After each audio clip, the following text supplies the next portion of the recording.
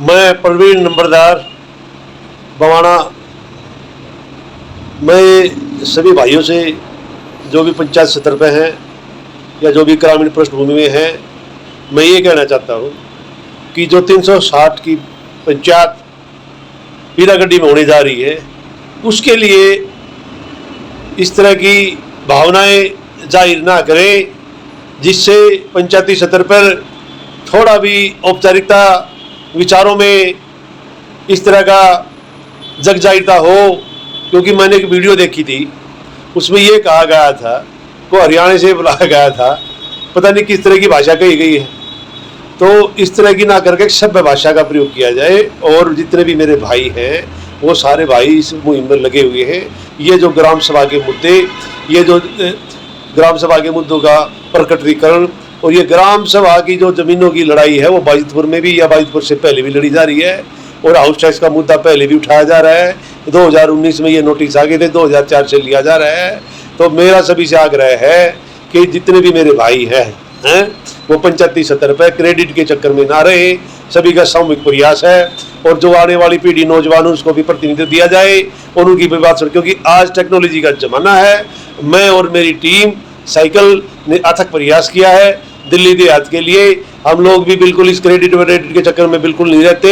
हम लोग सामाजिक रूप से अपना काम करते हैं। हम सभी भाइयों का अपना मान मोल यहाँ से लेकर दक्षिण लेकर उत्तर, जितने भी मेरे गांव हैं, जितने भी खापे हैं, जितने भी मेरे ये प्रभावशाली अपना चौधर है, तो इसका सभी का ये आग्रह है कि इस तरह की भाषा से ग्रामीण पृष्ठभूमि का नुकसान होगा।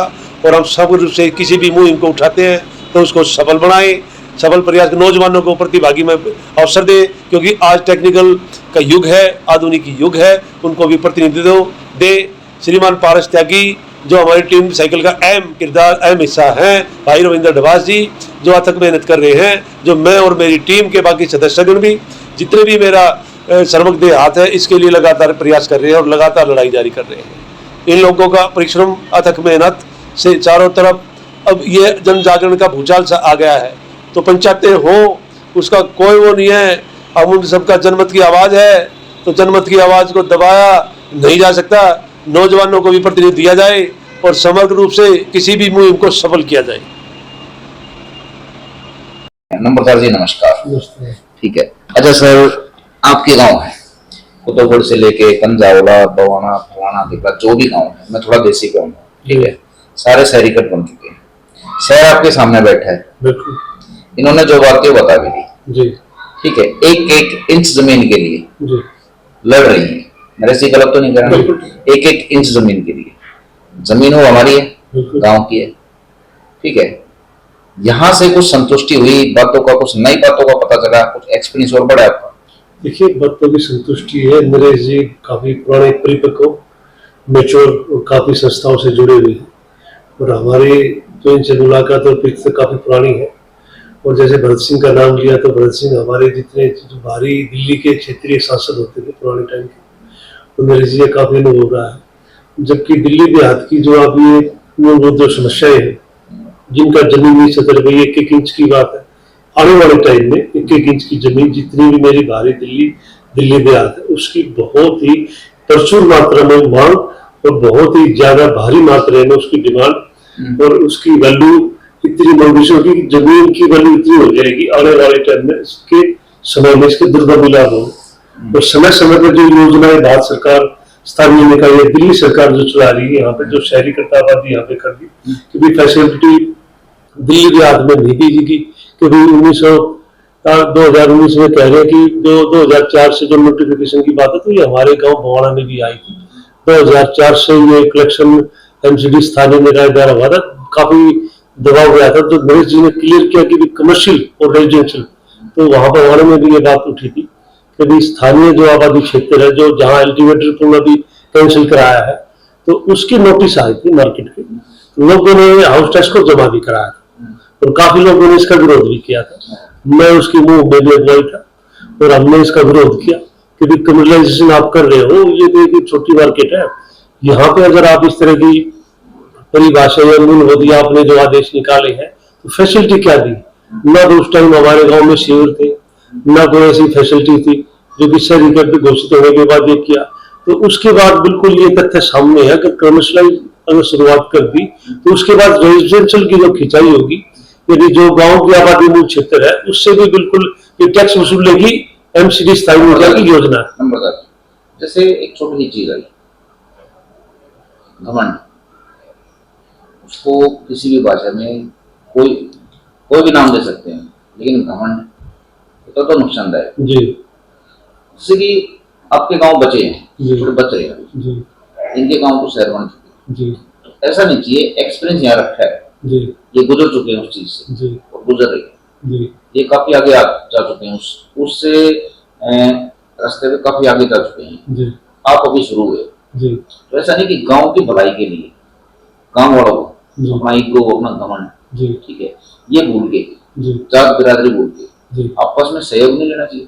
बिल्कुल लेना चाहिए। जैसे कि जो अहम भाव आप ग्रामीण प्रदेश में कह रहे हो, देखो गांव की जो मूल आबादी क्षेत्र है, लोगों का वहीं 24 घंटे रहना सहना उठना होता है, तो वहां पे प्रतिस्पर्धा इस तरह की रहती है कि जिस आदमी व्यक्ति को हम सुबह शाम देखते हैं अपनी नजरों से, तो वो एक चीज ये मानवता की नेचुरली चीज है कि जैसे हम एक तालाब में है या एक परिष्कृत क्षेत्र में है, तो एक कंपटीशन की भावना जो अहम भाव आप बता रहे हैं वो तो बिल्कुल, जैसा कि महेश ने कहा कि इनके चाचा जी ने कहा था कि गांव वही धरती का आखिरी, अगर हम लास्ट व्यूज दृष्टिकोण निकालेंगे तो गांव गांव में रहेंगे, उस चीजों से हमें तो उठना चाहिए। और जो भी आप शुरुआत कह रहे हो कि भरत सिंह से पहले चौधरी तारिक सिंह भी होते थे, तो हम भी काफी पुराने जुड़े हुए हैं, हमारी पौड़ी वगैरह में तारिक सिंह जी आते थे, सामने ही भरत सिंह जी का ऑफिस था मेरे पौड़ी थी दादाजी की, तो वहां सब लोग बैठते थे। तो हम लोग पुराने समय से प्राचीनता से देख रहे हैं सामाजिक जो सौहार्द या जितने भी हमारे संगठन है, तो हमने भी बचपन से ये चीज देखी है। अच्छा, ये बताइए मेरे को, ठीक है, अभी जो पीरागढ़ी में पंचायत हो, इन पंचायतों का जो पैटर्न है वो सिर्फ भाषणबाजी से आगे नहीं जा रहा, लेकिन सर ने बताया कि भाषणबाजी से आगे क्या पैटर्न हो सकते हैं। गलती पंचायतें कहाँ कहाँ कर रही हैं, एजुकेशन को इग्नोर करके, सबसे बड़ी गलती तो है ये।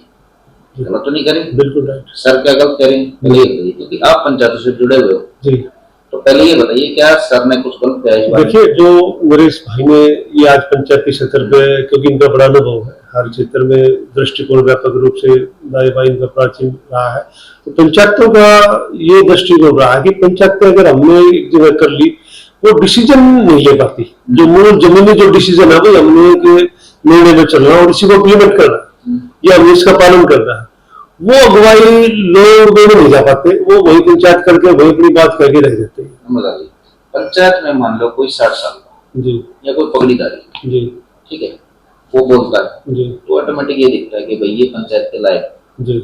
लेकिन जी, एक 25-30 साल का लड़का अगर उसको जानकारी है जी, उसको अगर माइक मिले जी, तो पंचायत का जो भरोसा है या पंचायत को जो सोचते हैं वो तस्वीर बदल के हो जाती है। ये तस्वीर बदलनी नहीं चाहिए कि जो पगड़ीदारी बैठते हैं उनमें 2-4 एजुकेशन के भी बंदे होने चाहिए, बिल्कुल उनको भी बोलने का स्पेस मिलना चाहिए, बिल्कुल मिलना चाहिए। आप जो विषय वस्तु आपने उठाई बहुत अच्छी उठाई आपने, क्योंकि जो पारंपरिक जो परंपराएं हमारी पंचायत की, वो एक पगड़ी या एक इस तरह का भाई जैसे खापे बना ली, या फिर आप ये लगा लो कि ये जो समूह संगठन बना लिए 360 है, 52 है, 52 है, तो इस तरह का जो आप कह रहे हो कि नौजवानों की जो आप आधुनिक तक बात करो शिक्षा पे, क्योंकि आज का नौजवान हमारा जागरूक है, वैज्ञानिक युग है, टेक्नोलॉजी है, तो उस टेक्नोलॉजी का भी हमें सम्मान करना चाहिए। और जो टेक्नोलॉजिस्ट है, जो नौजवान है, अगर उसके पास तथ्य है, जानकारी है, क्योंकि आप देख रहे हो टेक्नोलॉजी के माध्यम से जानकारी जुटाई जा सकती है, तो उसको भी बोलने का अवसर देना चाहिए और टेक्नोलॉजी का फायदा उठाना चाहिए।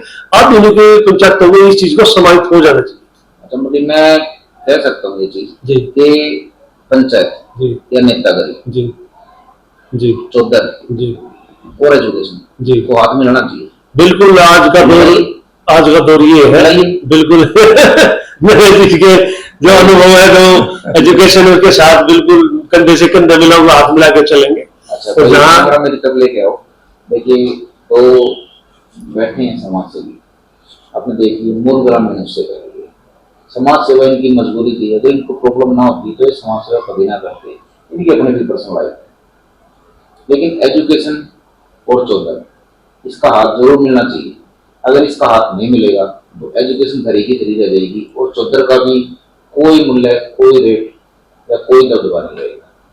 फिलहाल यही समस्या है जो हमारे दिल्ली देहात के सामने आ रही है, जो उसको तरक्की नहीं करने देगी। हम किसी भी पंचायत के खिलाफ नहीं, लेकिन पंचायतों के पैटर्न अब आगे बढ़ाने की बहुत जरूरत है। सिर्फ माइक पे बोलने पे ना जाए, उससे आगे भी सोचिए। पंचायत बैठाओ तो भीड़ इकट्ठी मत कीजिए, कुछ ना कुछ काम करके देखिए। फिलहाल गाँव के लिए यही हमारा संदेश है। एक छोटा सा संदेश में नरेश जी छोटा सा बात कहना चाहती हैं। नरेश जी बोलिए। मैं एक छोटा सा संदेश ये देना चाहूंगा कि जमीन की अभी बात रखी, नंबरदार जी ने रखी और मैंने भी जो बात कही थी कि एक एक इंच जगह की वैल्यू होने वाली है। जगह तो बहुत बड़ी बात है, एक एक पेड़ की वैल्यू होने वाली है।